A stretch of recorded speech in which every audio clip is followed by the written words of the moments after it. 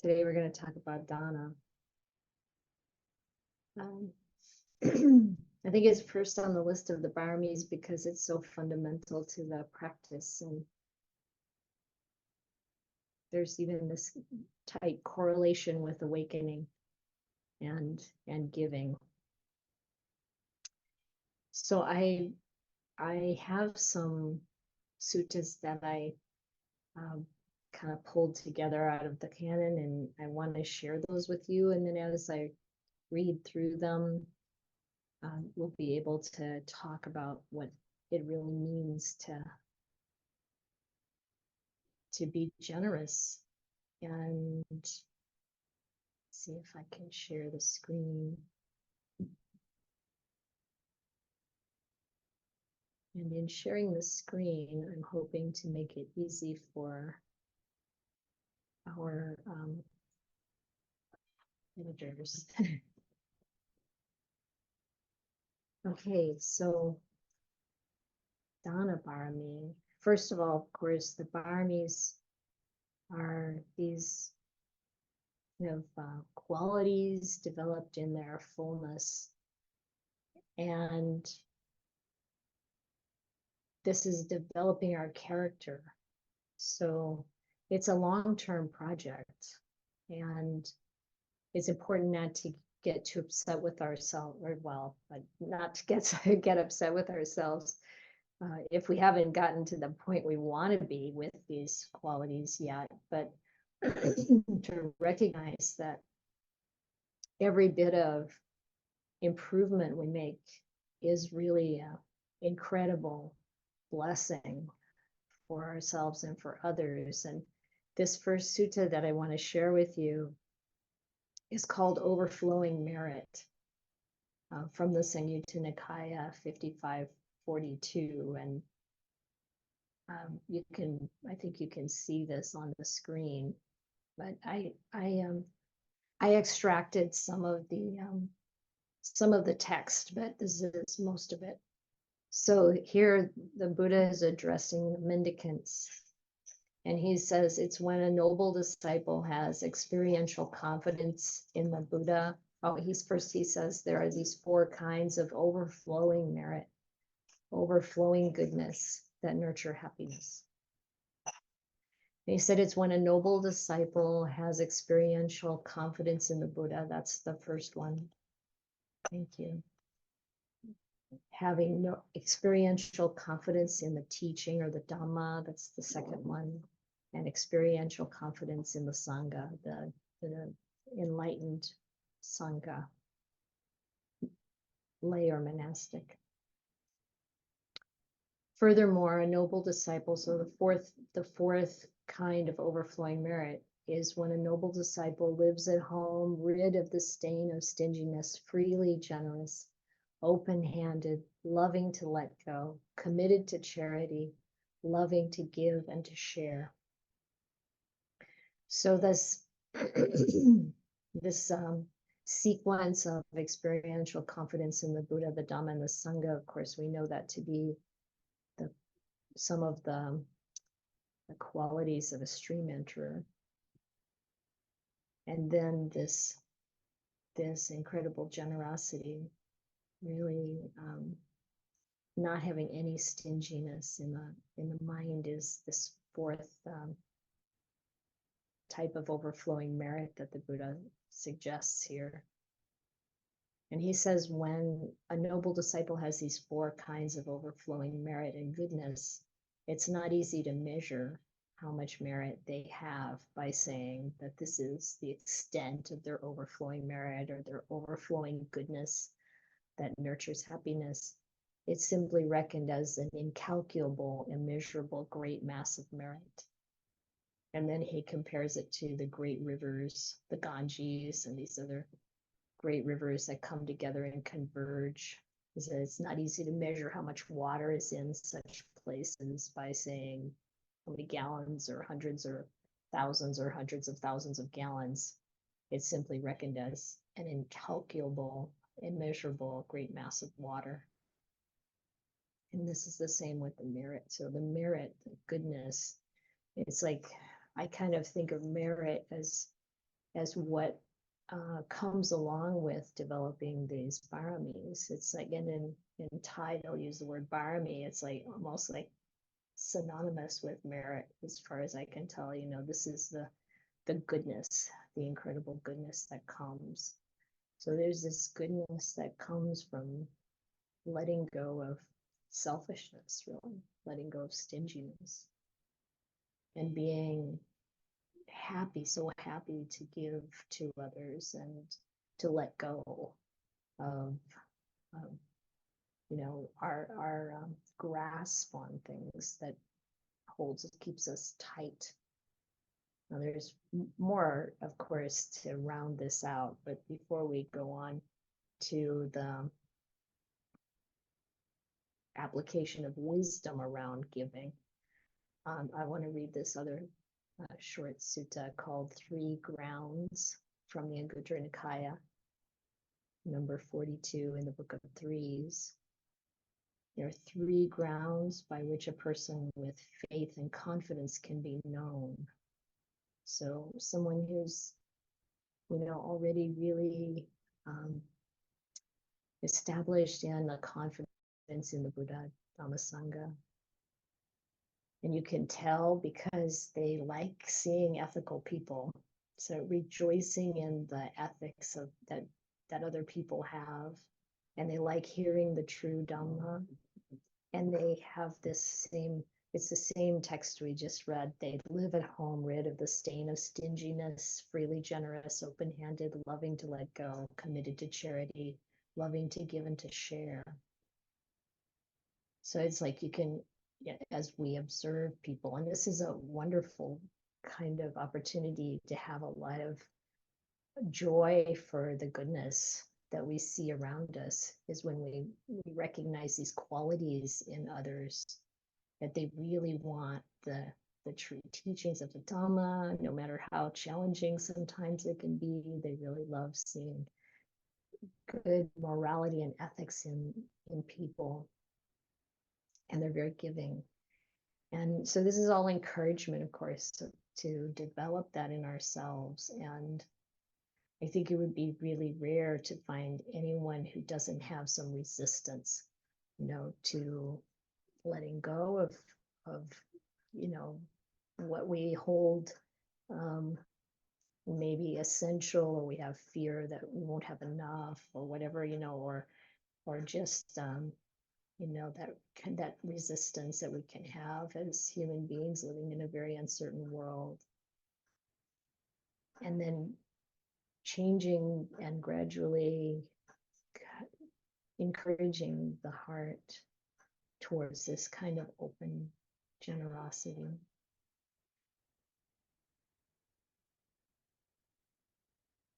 There's a sutta in the Itiwataka called Giving.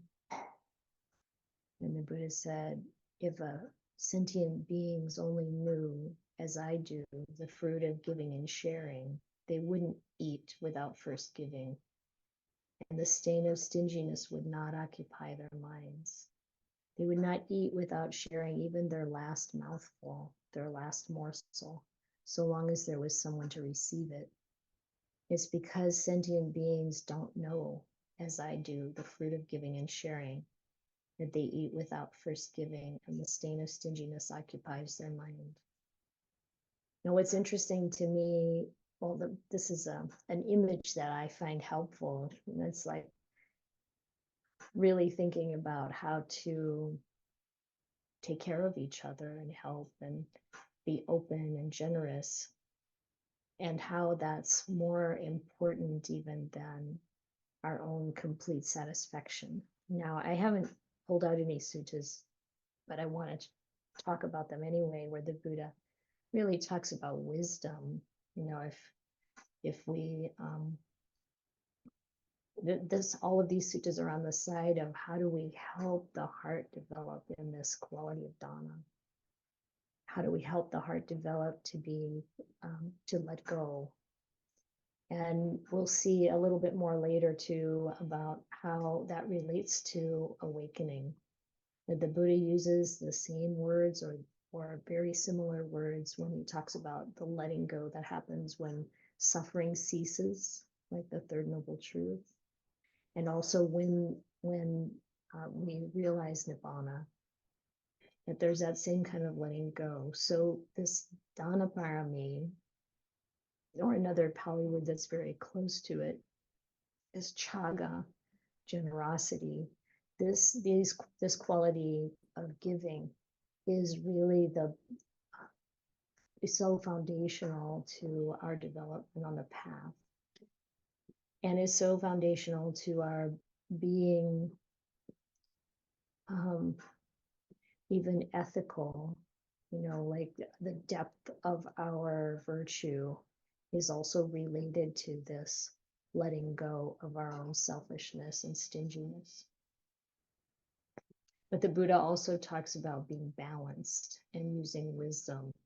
So when he advises people about how to handle their funds, their money, their material wealth, he talks about, have enough to take care of yourself and your family, put some aside to put back into your work or your business, have some to set aside to give.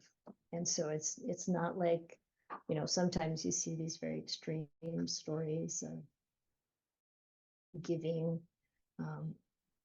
even giving away the people in your life, and this I don't think is very much really what the Buddha taught. I think he was always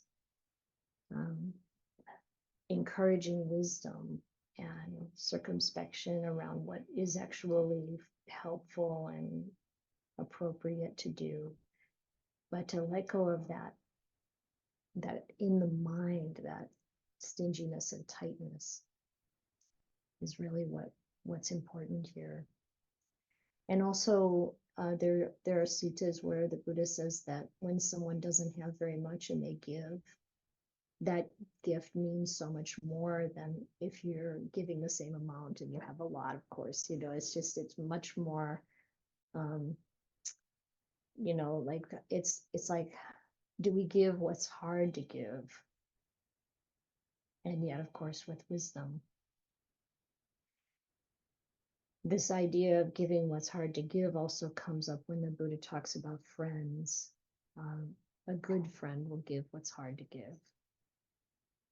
And, really looking at that aspect of friendship is useful. The sutta in Anguttara Nikaya, Book of Sevens, number 52, is called a very fruitful gift. And Sariputta, there's a group of lay people that come to Sariputta and they say, we haven't heard a Dhamma talk from the Buddha in a really long time. We'd really like to hear a Dhamma talk from the Buddha. And Sariputta says, well, come on the next observance day and we'll see. You can probably hear a talk from the Buddha. So they do. They come back to Venerable Sariputta and then he goes with them to the Buddha. And he asks this question: could it be that someone gives a gift and it's not very fruitful or beneficial, while someone else gives exactly the same gift and it's very fruitful and beneficial? And then the Buddha says, yes, indeed it could, Sariputta. So Sariputta says, well, what is the cause? What is the reason for this? And the Buddha gives this list of ways that we give. He says, take the case where someone gives a gift as an investment. Their mind is tied to it. They're expecting to keep it. And here he says, thinking, I'll enjoy this in my next life. So they're giving this gift with the idea of when they die, it's going to be beneficial to them. And of course, this can happen in other ways too. Even if we're not thinking about the next life, we can be giving with the idea that I get something in return. At least they're going to appreciate me and say thank you, or they're going to, like there's something I'm going to get back from this. And here it talks about the things that they would give to the monastics, and then think, oh, I'm going to have a benefit from this in the next life. And then he goes on and he says, well, even if they don't do it that way, well, first he says, if they give a gift as an investment in this way, he said they'll be reborn in the company of the gods of the four great kings. So the idea here is they go on to a heavenly realm, but after that deed, success, fame, and sovereignty is spent, in other words, the karma runs out for that, they come back to human form. That's what he says here. But then he says, take the case where someone isn't giving it in that way as an investment, but they think it's good to give. They're just like, okay, it's good to give. Or if that's not it, they think, well, my father and my father's father, they gave, and so I should not abandon this tradition. Or they think, I cook, they don't cook, it wouldn't be right for me not to give to them. Of course, none of this is necessarily bad. It's just not at the level of really giving for this joy. Oh, we're going to get to that too here. He says, he first talks about the ancient Brahmin seers of the past and how they performed great sacrifices, and so giving for that reason. And then he says, if it's not any of those, and when giving this gift, my mind becomes clear and I become happy and joyful. So that's the one I just jumped to, like, well, giving because it makes us happy. Again, it's a little bit of, is it wanting something for ourselves? I know sometimes people feel like, gee, it's almost selfish because I'm giving because I want this happiness. This is still very high up the the ladder here of beneficial giving, but it's not the highest one. The Buddha says, giving with the understanding that this is something that makes the mind beautiful. Here it says, this is an adornment and requisite for the mind. Like, giving is really part of what's required for the mind to be healthy, happy, free.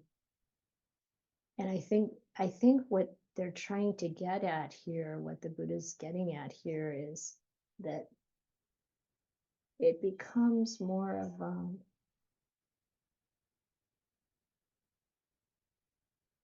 how to put it, a deep practice of developing our character, our mind, not with an idea of selfing, but an idea of just making our own life and our own actions as beautiful as we can. That this is actually something that embellishes and adorns or beautifies the mind. And he says when someone gives in that way, they also go to a heaven realm, but he says then they don't come back to human life. They go on as a non-returner and become enlightened in the heaven realms. And so he says this is the way giving exactly the same gift can be very fruitful and beneficial.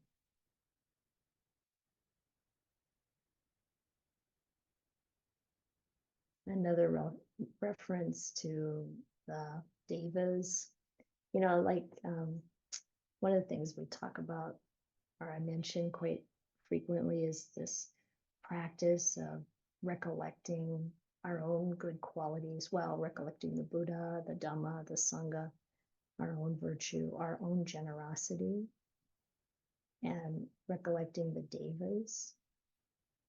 And when we recollect the devas, it's not about thinking, oh, I want to be like them so I can go to a heaven realm. It's much more about they have these good qualities that make them fit in the heaven realms.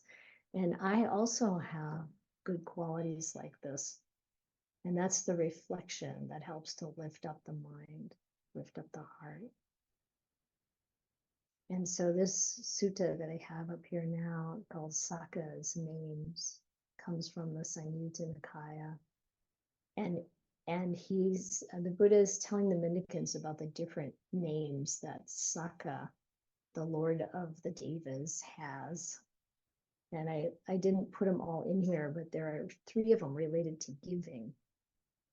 That when he was a human being, he was first to give gifts. And when he was a human being, he gave gifts ably in a really good way. And when he was a human being, he gave a gift of a guest house. So he had names related to that and other things. And he's called the Lord of the Devas because he's the one who's the Lord of the gods of the 33. It's a very amazing heaven realm, apparently. And the important part here is that the Buddha said that when Saka was a human being, he undertook 7 vows. And it was because of this that he came to this status of being the Lord of the gods. And what are these 7 vows? As long as I live, may I support my parents. As long as I live, may I honor the elders in the family. As long as I live, may I speak gently. As long as I live, may I not speak divisively. As long as I live, may I live at home, rid of the stain of stinginess, freely generous, open-handed, loving to let go, committed to charity, loving to give and to share. As long as I live, may I speak the truth. As long as I live, may I be free of anger, or should anger arise, may I quickly get rid of it. So in his former life, when Saka was a human being, he undertook these 7 vows, and it was because of undertaking these that he achieved the status of Saka.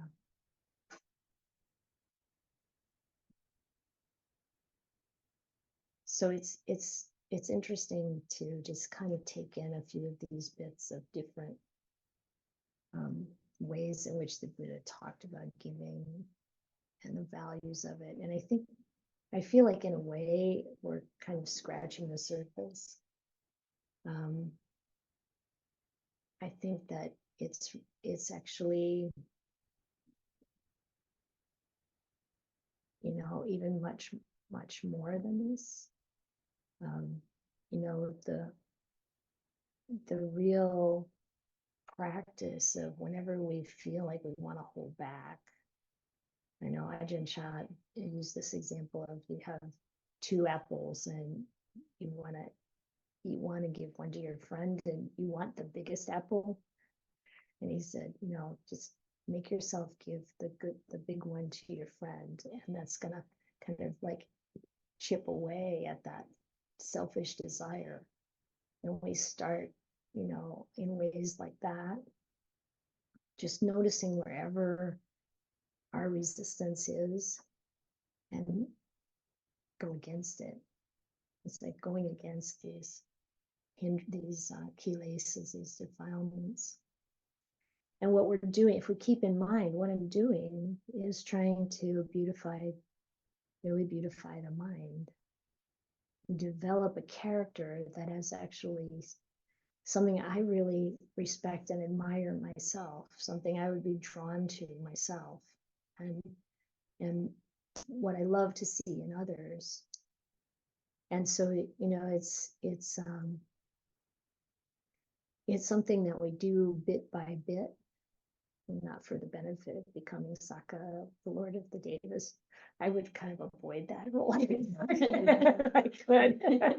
It's all samsara, but to really feel the freedom and the goodness of developing that kind of generosity. And it's true for all these paramis, that we're really beautifying the mind.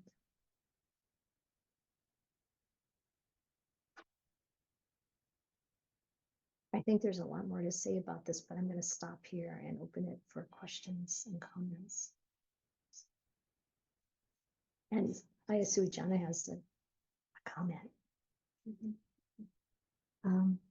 Yeah, when we think about generosity, it's often thinking about giving materially. And I think the the 7 things that Saka was named for, and why he ended up in heavenly realm was he was giving of himself, like caring for his parents, and Yeah. there's this care and being truthful, keeping your sila. These are all giving safety, giving trust. So there's a lot of ways of giving, and giving of yourself just freely, but also the idea of more than being meritorious, like you were talking about. We're overcoming craving. It's like the opposite of greed. Yeah. To give is the opposite of greed. So you're overcoming stinginess, and it's also the opposite when you're looking at the sila. It's the opposite of stealing, taking what's not given. You give instead giving. So that's what was occurring to me while you were reading. So thank you so much for beautiful Dhamma sharing and choice of suttas. So. Yeah, I like the pointing out that giving is so much more than just material. I mean, we might start there, but it's also so much about giving our time, our care, our attention. And of course, I always try to say too that all of our situations are different and our karma is different. So, some of these things might be pretty easy for certain people and might be really challenging for someone else. But then, even if this is an easy part, there's going to be other challenges, because we wouldn't be in the human realm if we didn't have the challenges. And to really see that there are so many different approaches to developing this beautiful quality. You have to start where you are. Yeah. And I think if it is difficult, even if it seems like trivial, or that, okay, it's really hard for me to let go of this and give it to somebody who needs it. Mm-hmm. But that overcoming that difficult, holding back, you're exactly. This is where you're kind of scouring away the resistance, the defilement. And it's like we kind of think of defilements almost as enemies, but actually it's just they're barriers. They're keeping us from being truly happy and free. Yeah. Like the grit on the tub, scour. Scouring away. Yeah, of our greed. You're chipping away. That's another thing that you said, chipping away at that greed. Yeah. And then sometimes I let go of something, and it was really hard to get to the point to let go of it. And then later I realized I'm not thinking about that anymore. How much stuff have we let go of that we never think of again? Mm-hmm. And then even when I do it, like, oh yeah, I shouldn't have given that away. I could use that now. Then I remember, I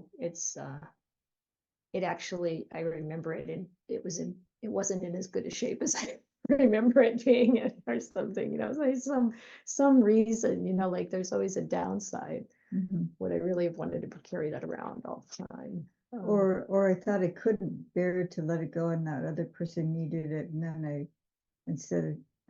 there's that twinge, and then I think, oh, that person really was happy to receive it. Yeah, that's nice. Yeah, so I've had that experience. I had a guitar that it wasn't played, and this person was like, oh wow, you have a guitar. So I gave it away, and it's like, oh, why did I do that? And then it's just like, oh, actually I gave it because that person really would benefit from it. So. You told me that story before, and I remember that this was a person who actually was homeless at the time and was helping out, and that you said, when you give a homeless person a musical instrument, you give them a way to make a livelihood. A livelihood. Yeah, he was a musician, so he was a musician, and it's like Yeah.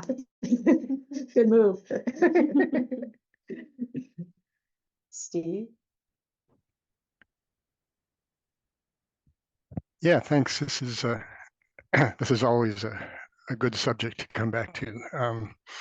And there's a, as you've mentioned, there's a lot of different ways to give, and I think in a lot of ways, um, I've kind of hidden behind the fact that I give in some ways, and that means I can, well, especially around money.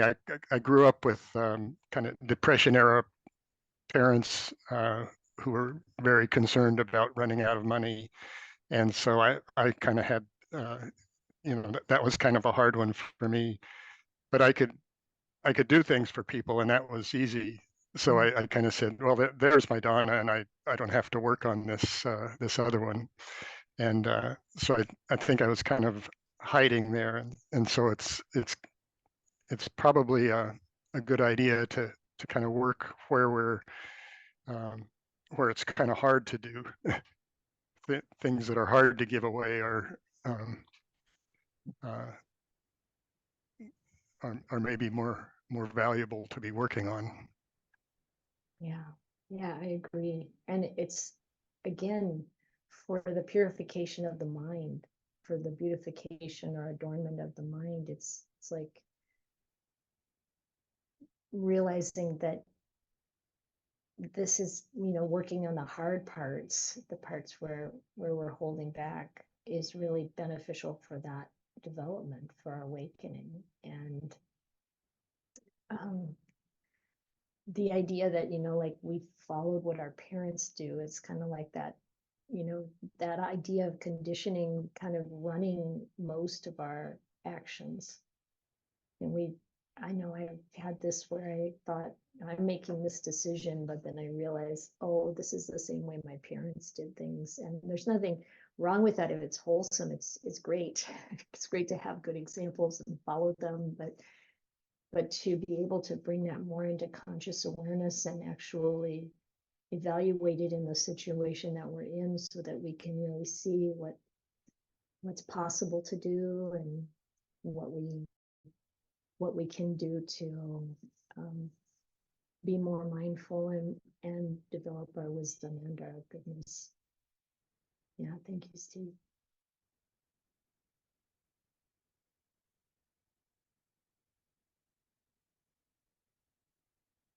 Aiden?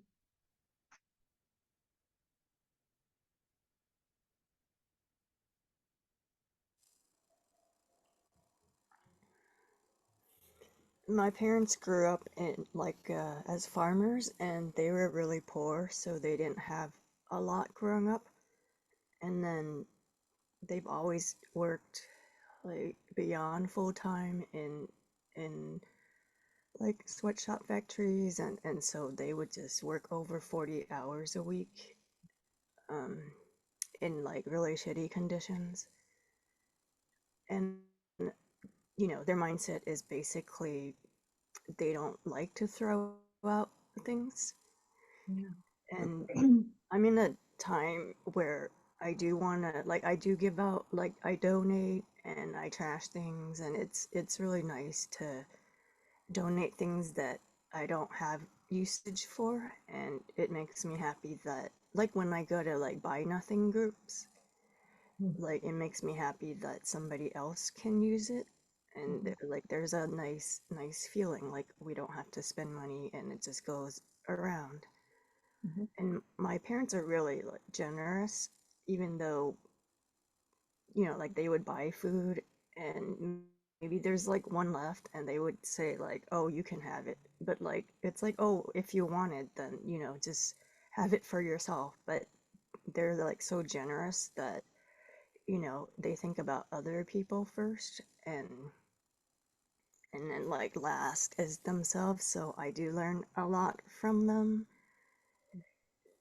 Like, I don't like being on disability, I don't get a lot in a month. So like, less than 1,500 a month. So it's really challenging to like to give. So sometimes I do have the mindset that I need to hang on to something so I don't have to be, you know, like homeless. Yeah. And then, but I do give like my time and like my sweat, energy, love. Like I've always volunteered at like different places, like mostly animal shelters and Mm. helping marginalized communities, like the queer communities. And I've always felt like really good about that. And you know, like that's like a part of Dana too. Yeah.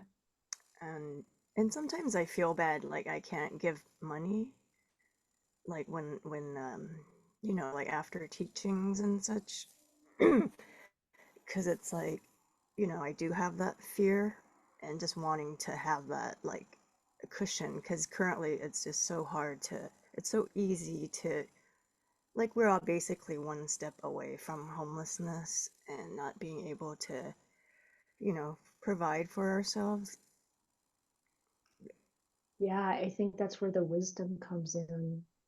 And I think the part I left out when I said the Buddha said, like, you know, think of your money as, this money is going to be for the benefit of myself and my family and my friends or whatever. And then this other part goes back into my work, like, like investment into whatever our livelihood is. And then the third part I think is saving, like having some put aside to, for later. And then there's the giving, and so it's like really having the wisdom to do that, because in a way, if we don't take care of ourselves enough, then it does fall on someone else.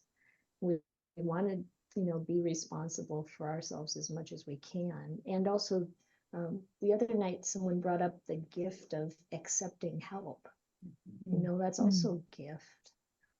One of the things that I love so much about um, the Buddha's monastic system is that it's a true gift economy. We're not allowed to, accept money, and of course, every money is needed to do anything, but it goes into the monastery, and that is of benefit for the people who come to whatever. And then if someone can't give money, it doesn't matter. It's like there's no. I think this is true, no preference for the people who can give a lot of money or a little or nothing. It's like the Dhamma is there freely available, and everybody is able to give something, a little bit of food, or, there's always some opportunity.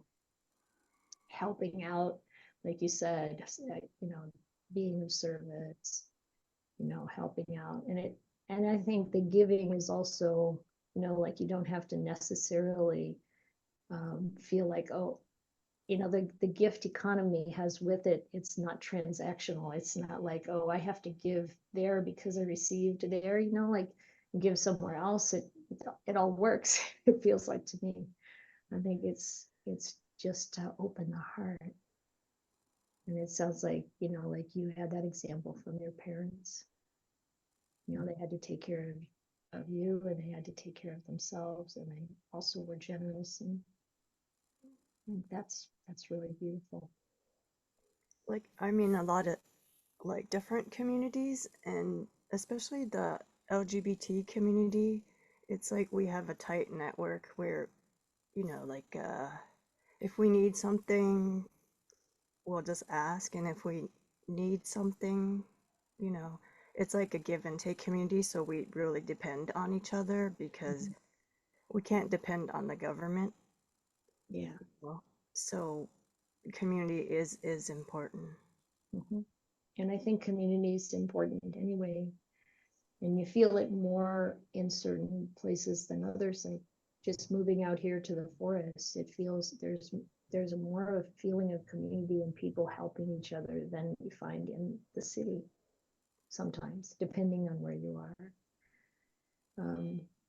I think the more we feel like I did it on my own, I made my own wealth, I can take care of myself, and that can turn around in a minute, and you can be disabled, or you can be, all of your wealth can be lost somehow. But instead, that delusion or that illusion is there that we're self-secure, and it's not ever really true. So I think it's beneficial to remember that. Thank And you. help each other. Thank you, Hayden. Patty? I have a, as I was listening to you read the suttas, I kept hearing in different ways by, please correct me if I'm misinterpreting this, but it seemed to me that if I if I speak kindly, it's a method of being generous to the other person. If I, it kind of is like it's kind of like our precepts, or the Eightfold Path, to speak kindly, to watch for the. I'm taking this beyond the suttas, but in addition to material generosity and service of some kind to others, then can I say also that a really, really enormous gift to others is my attention to my own kilesas and my own, all that, and to really guard against that as a real gift to myself and others. Yeah. Well, yes. I mean, at some level, all of these Paramis work together. It's like all of the factors of the Noble Eightfold Path. Mm-hmm. I mean, it says that, when you get to the point where you're fully awake, all those 8 factors of the Noble Eightfold Path become one. Mm. And I think, part of what you're saying here is this is all so connected. And like, Yeah. I Sujana mentioned virtue too, these, whenever we're developing our speech, like that list of vows that Saka made, his strong intention, Yeah. to speak divisively, to handle his anger right away, and to not lie, and there was a lot about speech in there. Yes. Yeah. And of course that's a gift to others. When the Buddha talked about having speech that is beneficial, speech that is worth recording, speech that is beautiful, that this is beneficial to others, we have a large impact on others through our speech. And in fact, the Buddha said that's the most powerful external influence on us, is another human voice. So if we can use our voice to encourage, be kind, provide a good example, that's a gift. And the gift of Dhamma is the highest gift of all. And when we don't even have to be, you don't have to be a Dhamma teacher to do that. You don't have to try to tell people about the Buddhist teachings. It's how we behave. We share the Dhamma through our actions and the way we speak too. And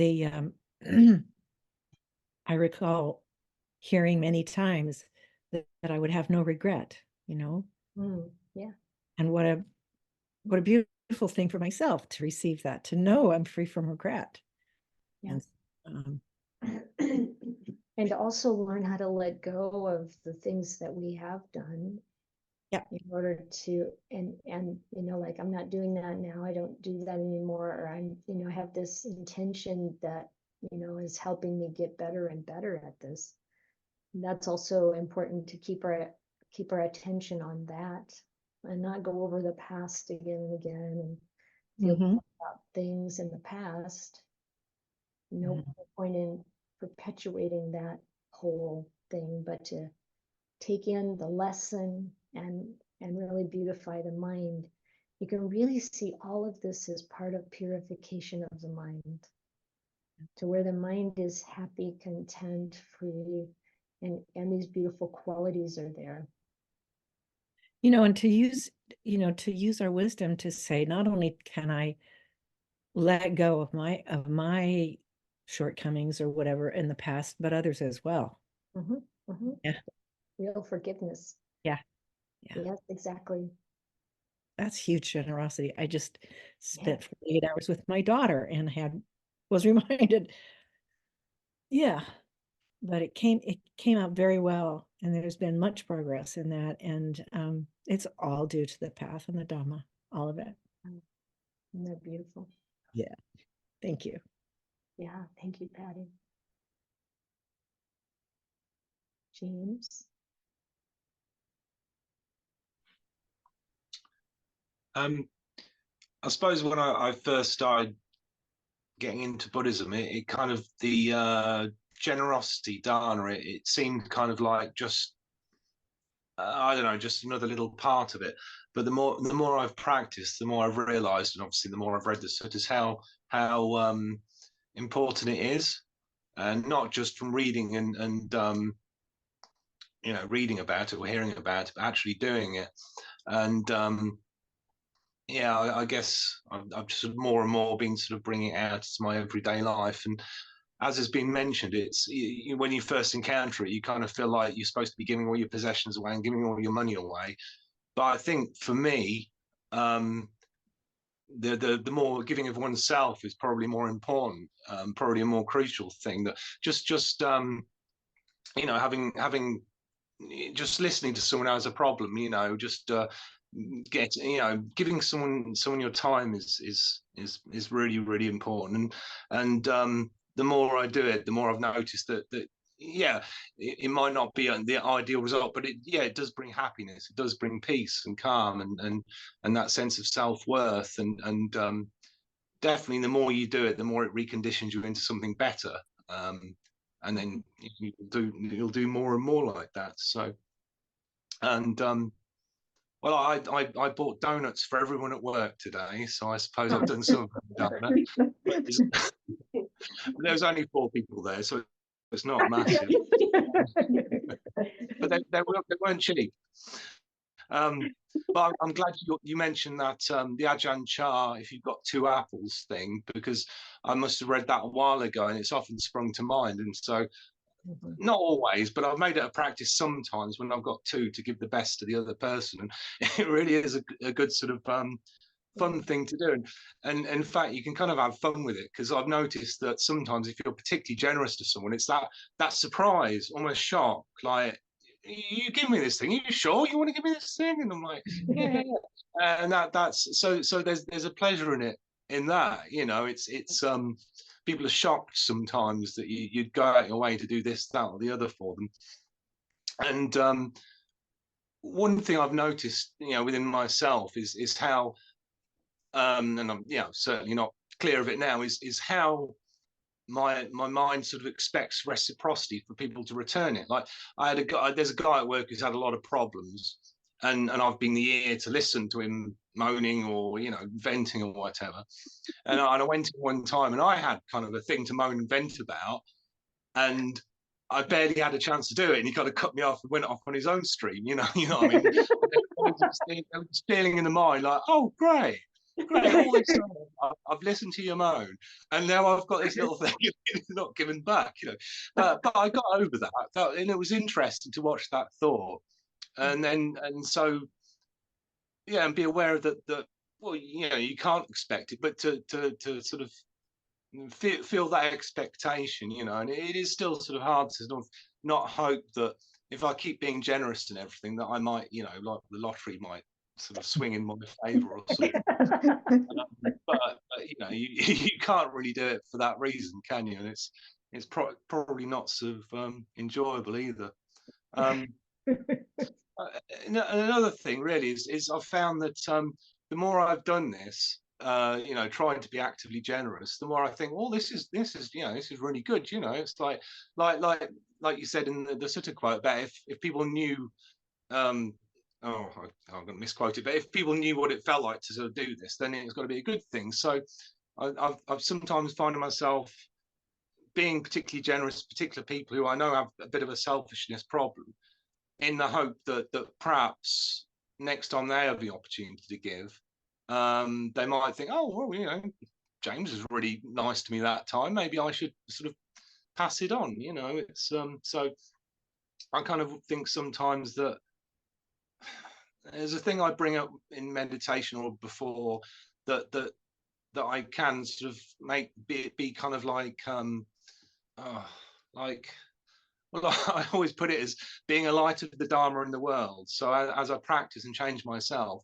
and go out into the world, that maybe it's some tiny little way I can bring it out into the world and make it a better place through my own actions and yeah. Yes, absolutely. Yeah. Beautiful. Thank you.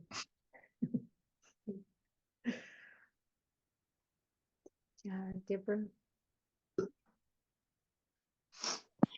Hi. When you were talking about the sutta, and I'm in my head, I'm saying it keeps on coming to my head over and over again. I have a storage space, and I pay a lot of money every month to keep all my stuff that I used to have years ago, say about 5 years ago, there, because now I'm taking care of my mom. I'm a caretaker of my mom, and all my furniture, everything's in there. Mhm. And there was a woman that I heard, she was talking about how her daughter needed things. Her daughter and her grandson needed stuff because they got an apartment. I didn't offer, and it bothered me that I didn't do it. It's like I'm so attached still to the stuff that's in storage that I honestly probably do not need, but I feel like I'm attached to it, and I don't like. I'll go in there and I'll look through there and get stuff, and I'm like, "Oh, what? This is all. I don't need any of this stuff, really. There's a lot of it too. I don't need a lot of this stuff."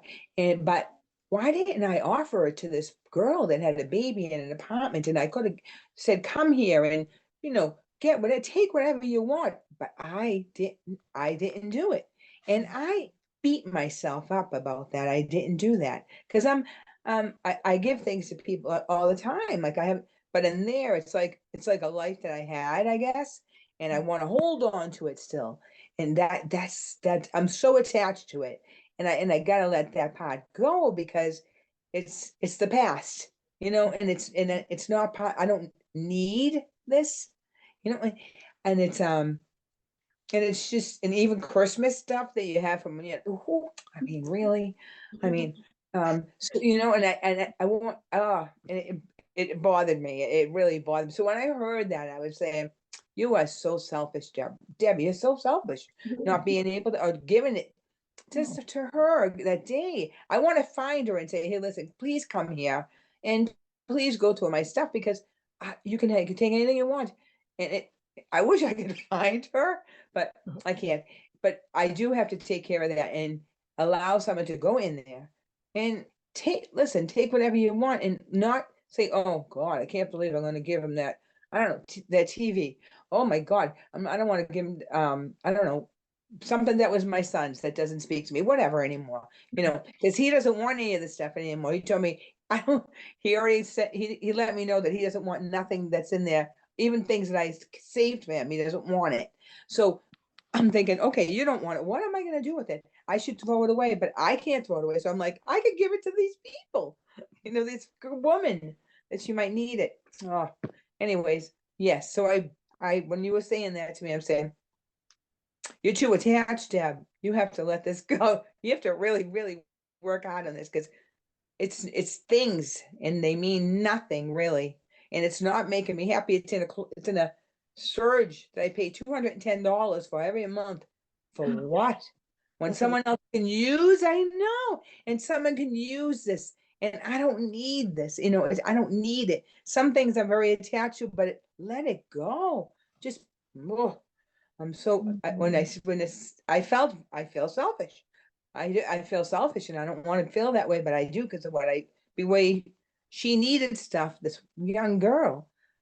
Nah, It's that's a all I good- have to say. It's such a good lesson, and it's so good that Oh, it's so good that you're talking about it. Hopefully you can let go of the self-blame part, because yeah, I know. we're all, you know, So, this is like part of the challenge of the practice of life in samsara, you know, try not to beat yourself up, because it's important to be generous to yourself too. And you know, like, yeah, sometimes we realize after the fact that we would have liked to done it differently, but then that means we're setting up the causes to do it differently and have another chance. There's a lot of people who need things, and yeah. Oh, you know, maybe just having the wish to give it to someone who needs it will bring them into your path of awareness, and you'll have the chance to do it. And yeah, unload that storage unit as fast as possible. But, you know, I know. you're paying 200 and something a month, you know, you're gonna like pay for that stuff, you know, 3 times over, 5 times over, 10 times over, you know, it's like, I know. I know. and it's not, Horrible. it's not about sense, it's about like what's happening in the heart. You know, That's it. It's a past that I really I really miss, and there's things in there that I want to hold on to, but it's the past. And what do you like, Dad?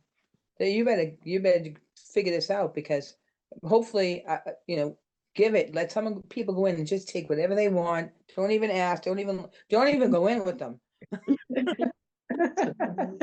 Because I have to be aware of what I'm doing, so that way I'll be able to work through it. You know. Thank you so much. But yeah, you're welcome. But you know, also what strikes me is how generous you're being to take care of your mom. You know, like well, you're that's my mom. yeah. But that's great. So you're taking care of your mom and you're being generous. And I can understand why in the back of the mind, there's this, like, I'm going to get back to my old life at some point. Yeah. It's more about an idea of like, you know, this is what I'm doing temporarily because it's important to do. But at some point I'll get back to my own life. And I can understand why there's a psychological wish to kind of hold on to that, you know, physical kind of, you know, manifestation of what that life was. But now that it's becoming more conscious, Yeah, yes, it's like, you know, wait a minute, when I go back to my life, it's not going to be going back. It's going to be going forward. yes, And yes. what you really need when you go forward, I won't need all that. you don't need all that. So, Oh, so no. you know, you can realize that you're gonna your life will change again, like our lives keep changing. And when it does, having the faith that what you really need will be there. Mm. But it's gotta go. Some of it's gotta go. Gotta go. Well, Thank hallelujah. I know. Thank you. Thank you so much. Thank you, Deborah. Did you want to say something? Oh, It's up to you. yeah. Well, when I went into monastic life, I found ways to donate things, and there are charities that'll come in and take things away. So you have a lot of opportunities. Yeah. And that doesn't have to be just some random person saying, I need something. You can just feel. And then, like I said, that I went through that process, and it was like, my life has changed. I don't need all this stuff, but it was still hard. And doing it in spite of that difficulty is going to be real growth for you. Yeah. And the fact that you're saying this publicly is just, I think that's it's inspiring. Yeah, it's wonderful inspiring. that's gonna help your heart, that you're owning it, and it's gonna help that movement. Yeah. So I don't think I would tell it to others. You know, I'm telling it here you're because doing it to yourself, but you- you're also sharing that with us, your process Yeah. with us. So yeah, that's wonderful. Yeah, that will help other people too. Yeah. I haven't told others, but I told it here because you know I feel safe saying it here. You know, I'm not All about others. Yeah, exactly. Yeah. Thank you. I and Yannicka wanted to say something too. Oh, Sure. okay. Yeah, so this actually is just exactly what Vijana was saying, but maybe a little bit more specific. I did have the choice of like put things into storage just in case I might end up back in my life or something. And This is when you were going to become an This is- going. this was my- leaving the home life. yeah, this was, and it was also during downsizing. I have other stories about generosity and downsizing, but one, I took great delight in finding places that wouldn't generally receive such great stuff. I had, quote, real artwork, with the artist's authenticity, and good art. Yes. And I took it, not just posters and things, I had that too, to take it to the shelter where they were giving, where people could come in, where they were coming from being homeless to having their first apartment or their first house. Yeah. And this is where they would go to get furniture and now artwork, real artwork. That's You know, nice. that going to the place where women were going from homelessness into their first getting off the streets in a group home, and they were learning the skills of cooking to support children. And so I donated all of my kitchen stuff, my cookware, to there so they could learn to cook. So the choicefulness of it just was uplift my heart, uplift my heart, uplift my heart. And then it got down to that point of, and then there's this pile left. And okay, Goodwill, here we come. And that was freeing too, because I got to see like how sticky all that stuff was, and how attached I was to just having and it's still happening even in monastic life. It's like I'm keeping my yoga mat around, So I can see where I'd loan you my yoga mat though, you can play with it. And then at a certain point, you also just are done with stuff. Yes. And the generosity leads to the disenchantment. So Yes, it can yes, be that's right. joyful to give and then joyful to not have. Thank you. I heard you talking on an interview with the Clear Mountain monks about what happened when you decided to leave the home life, and you talked about you found homes for your cats. I did. You like gave away so much stuff. Yeah. And at the end, You had to find home for the kitties. I had Yeah, two that was senior that's a kitties. That's a big It letting was go. It was big. It was a big letting go, and I was careful. I actually turned a couple people down and said, these are senior cats. You love them, but you're going to be driving around in a van. It's not going to work. And so I was discerning about where some of the items, specifically beings, were going to go. But the last one was, I'd given up my job. I'd given up my apartment. I had the car keys. And it was the day before I left, and I went to the donation place. I filled out the form. I dropped it in the donation box, and I went, no job, no house, no car. I'm free. So may it be so for you too. Well, maybe not that last part, but Not that last part. yet.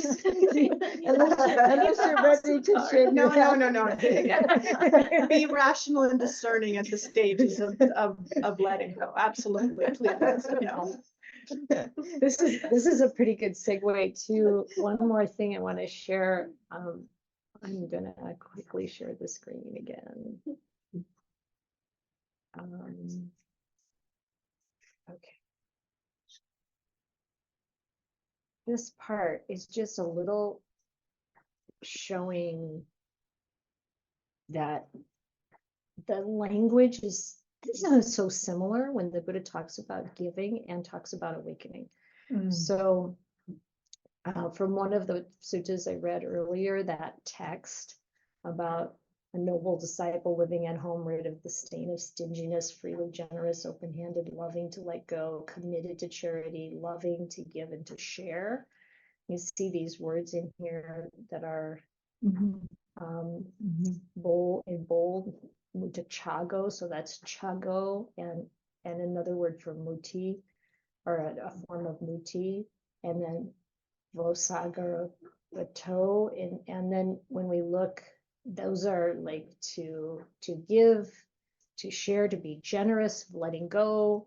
And in a number of places when the Buddha talks about the cessation of suffering, giving up the craving with nothing left over, giving it away, letting it go, releasing it, and not clinging to it. You see the same words, chago. Patinisigo is very similar to vosagarato. That also it appears in some other lists too. You can Oh yeah, Anapanasati. yeah. Yeah. Muti is muta, and then the one that's added is analayo, when I talk about the letting go for complete relief from suffering. And there's a note here that Bhante Sujato added at this point. Note especially the appearance of chaga, giving. Here, giving is regarded as the most basic foundation of moral practice. Yet even in its simplest form, it partakes of the same nature as nibbana. So he said all of these terms in this, like about awakening, all of these terms in this part, when we let go of stuff, with the cessation of suffering, they're all synonymous with nibbana. And so like giving is right there. It's really, it's foundational. This is what prepares us for full awakening.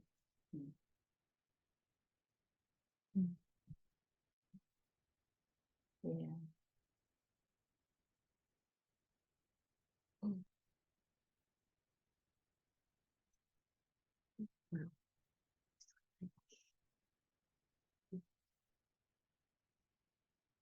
Anyone else have anything they'd like to say? Yes. I don't know if it's the right time, but I wanted to say something about the monastery. Is this a good moment? Oh yeah. Okay. I think it's It fine. kind of goes with the theme. Yeah. Now all I do is see people. No, I can just see see- myself. You want to come a little closer? I can't Come see that closer? far away. Do you want to come You can closer? scoot forward. You can come closer.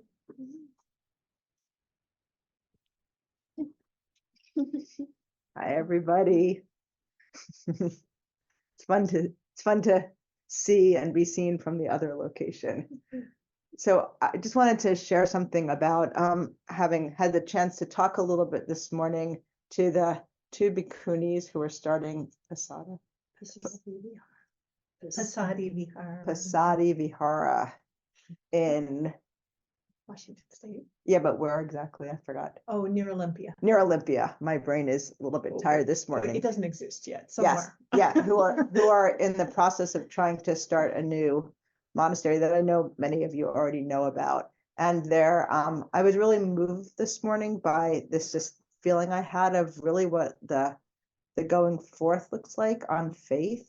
And they're really beautifully embodying that, like going forth on faith and in need of some support that they're trusting. And I know some of you are already really involved in offering a lot of support, but they especially need a place to stay. So they're on their way. They've got lodging for like a week and they need housing after that as they're exploring the area and seeing what might be a suitable place to begin a new monastery. So I thought I would just take the chance to say it as a lay supporter and put it out and see if you don't have, it has to be like in proximity enough to that area that they can get on enough public transportation to really explore. So if it's not yourself, but maybe you know people who live around there who can offer some housing for a time being. And how would they get in touch with the two of you? you if they're able to do that? They can go through pasadivihara.org, or if they're in the area, they can talk to Mudita as well, who's one of the people who's going to drive us around and look once we're close enough. So you can either go to Pasadi, and did somebody just write it down? Yep, somebody just put it in the chat, I Oh, think. thank you. And also talk to Mudita, and I don't know, Mudita, if you would want to also in the chat put your information of how somebody would be able to get in contact with you. That might be a good, she just did that too. Okay. So, and I think it just goes so nicely with, I didn't know that we were talking about Donna today, but what a what a wonderful confluence that's the talk today, and what a wonderful opportunity to practice in that way if that's possible. So I think that's it. Thank you so much. Thank you. Thank you guys. Thank you, Mira. Yeah. You know, we always avoid these Donna talks I know. after, but that was great because it's about, like, you know, giving what can be given in a particular context. And yeah, I always kind of had my radar out for when I was a lay person and I was hearing monks talk about Dana, you know, are they just looking to boost the donations? I think that's definitely not the way we want to think. No. At all.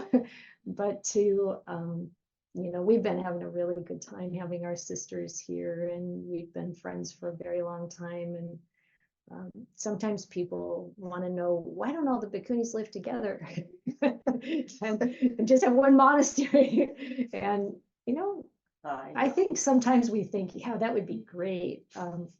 But actually, I think we're more benefit to many by being spread out a bit, because there are so few of us. And if we're in different locations, then we can be, you know, both kind of building the female monastic order and or the that side of the monastic sangha, and helping to make that available for more people. So it's exciting that they're planning to go to the Olympia area. And, yeah, so I really hope that, yeah, it all goes, I think it's going to be fabulous. I don't really have any other possible vision in my mind about how this is going to go. I'm learning. Yeah. And it's so nice being with them together. They're just such sweet, kind, generous people themselves, and watching them interact and discuss how they're going to do stuff and talk about things and plan. It's just so harmonious and sweet and cute, and I love it. So please support these really sweet, cute, lovable, full of Dhamma and nuns. We sound like little Furbies or something. Domestic pets. Oh no, No. The Dhamma juice is strong over there. It's okay. Okay. Yeah. Very strong. Yeah. Well, thank you all. Thank you all for, I know that all of your hearts are, you know, inclined in the direction of mega generosity in your own life, and along with all those other beautiful qualities that we've been talking about. And I'm just going to give you a tiny little, what do they call this? Like a little preview, tiny preview. Mara has been talking to us about developing an Upasika program for KBV, and we're thinking of having a year of working on the Pāramīs together, and it'll include, you know, various kinds of supports, like having confession partners, and I don't know if we'll call it confession, that might be a triggering. Work on the language. I like that. But Sila supporters, maybe it's Sila supporters. Sila supporters, Sila Sila partners, you know, and that kind of Sila thing. chums. So we're going to be, you know, like working that out this weekend. And, you know, we really, this series of the Pāramīs is kind of intended to be a bit of an appetizer So we look forward to continuing in the practice. And as always, we really appreciate everyone's practice, because this is making each of our lives better in the world. Thank you. Thank you. Sadhu, sadhu, sadhu.